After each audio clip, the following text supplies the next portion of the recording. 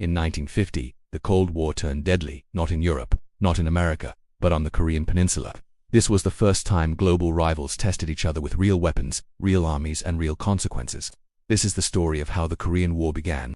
After World War II ended, Korea was finally free from foreign control. But freedom came with division. The country was split in two, the North supported by the Soviet Union, the South supported by the United States. What was meant to be temporary quickly became permanent. Each side followed a different path. North Korea adopted a communist system. South Korea formed a democratic government. Both claimed to be the rightful government of all Korea. Tension grew, borders hardened, and peace became fragile. On June 25, 1950, everything changed.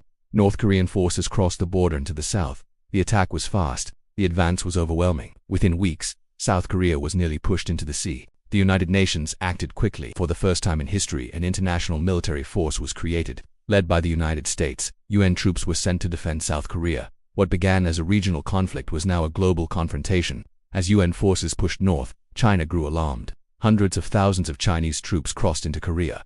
The conflict escalated overnight. The Korean War was no longer just a civil war. It had become a full Cold War battlefield. Years passed. Front lines moved back and forth. Progress was slow and costly.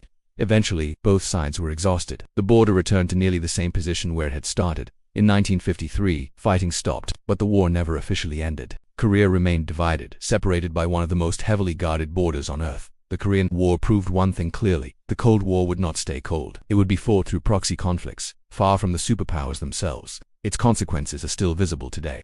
If you want to understand how modern conflicts began, subscribe to WW2 Chronicles, because the Cold War didn't start quietly, it started with fire.